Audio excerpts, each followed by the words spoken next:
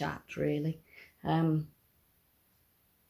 Might explain why I'm doing some of the things that I'm showing you on YouTube at the moment, and a little celebration. Although I don't know, people say I should be celebrating, but you know, it's not easy. It's not an easy one. So to start the story, back in June 2021, I went for a routine mammogram, the first time in probably 12 years. They caught up with me in Orkney, you see, moved around quite a bit.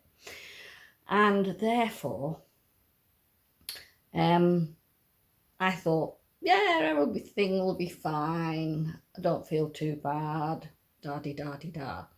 So 5 weeks later, I get a letter, this is in August, to say, would you go down for some further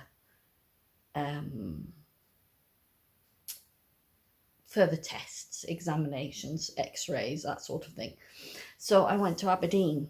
I flew to Aberdeen.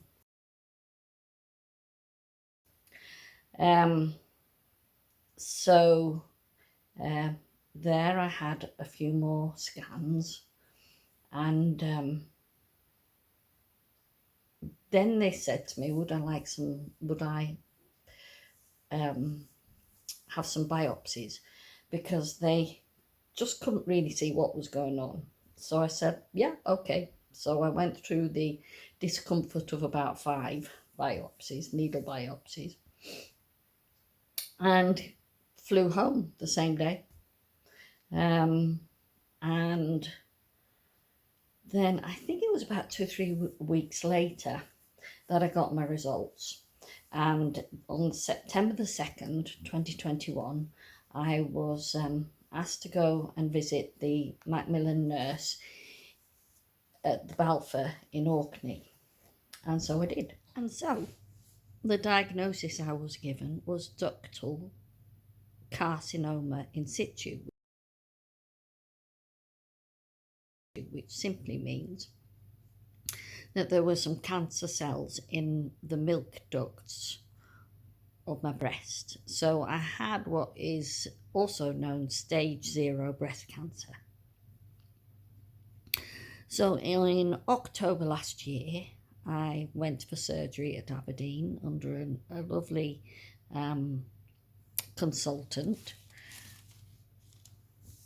and his team, who looked after me extremely well, and very appreciative of it. And then in February of 2022, I went for 5 sessions of radiotherapy.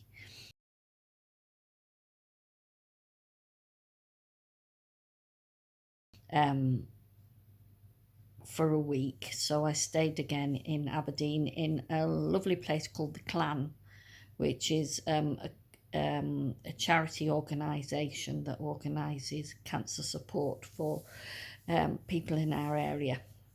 And the Highlands and Islands, very important that the islands are supported by this as well. And so now that brings me up to yesterday, when I had a letter from the consultant to say that my recent trip to Aberdeen it was about 3 weeks ago, again I flew,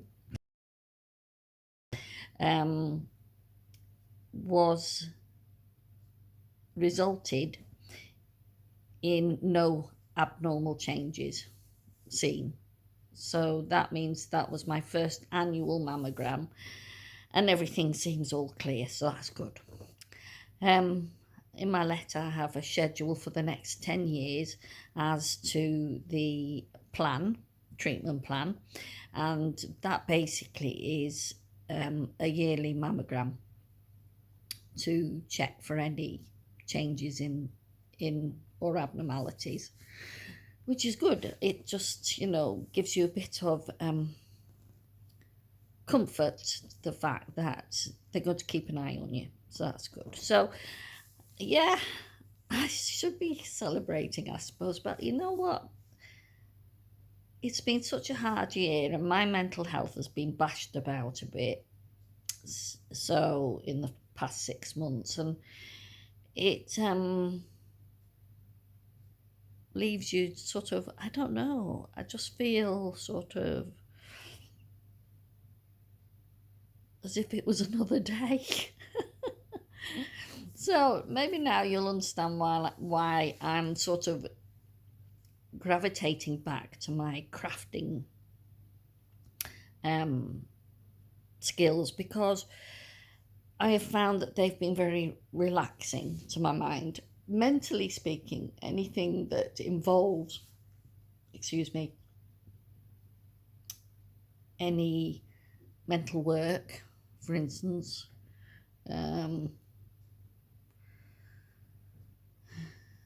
is tires me out, to be fair.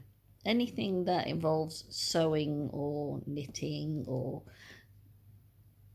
carding or washing fleece, yeah, that seems to be kinder to my mind at the moment. So we'll leave it at that. We'll let it carry on like that.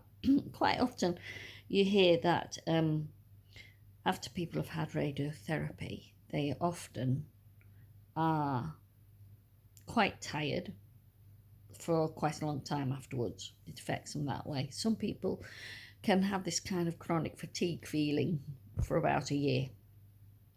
So I'm only sort of 6-7 months along, so, and I know I'm improving every day, energy wise. Today I'm tired. I did some mental work last night,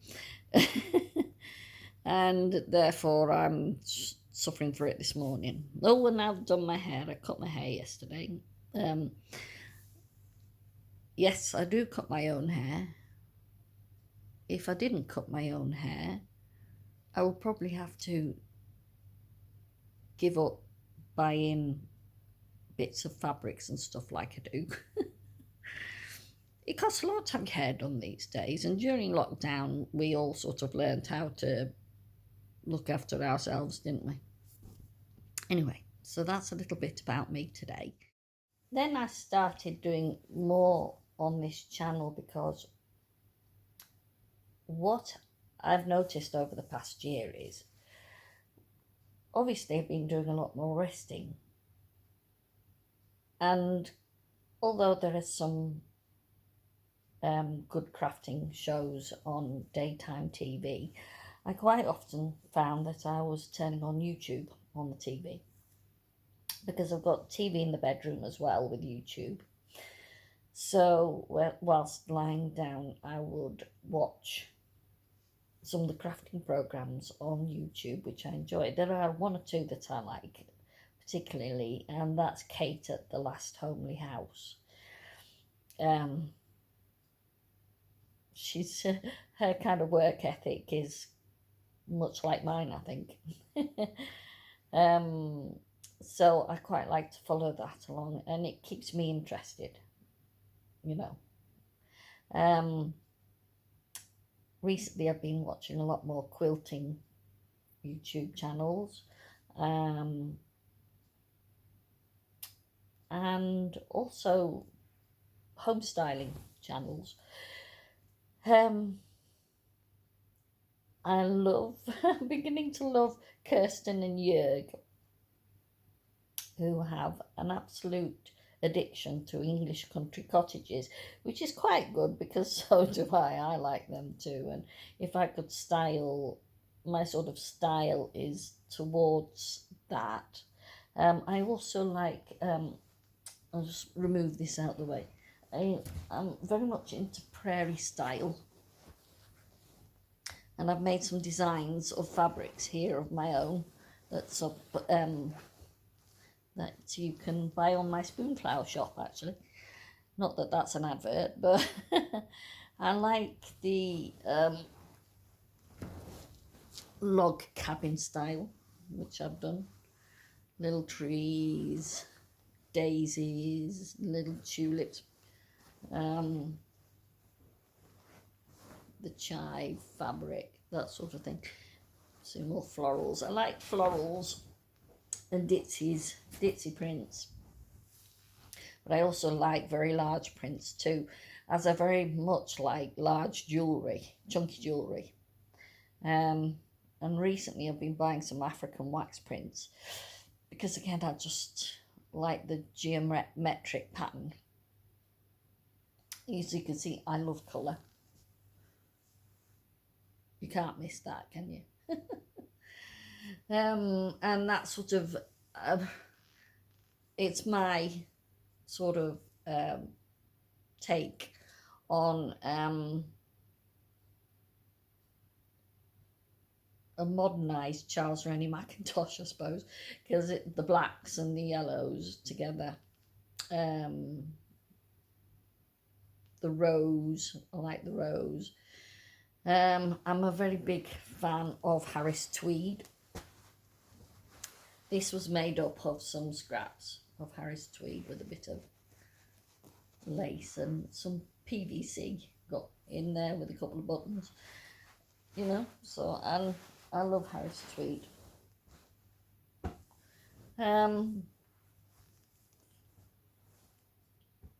This curtain actually is I got some Laura Ashley fabric 20 years ago, and this winter, well last winter, it came out of my box and became curtains. Lovely, isn't it? So I like that. I love the traditional fabrics. William Morris,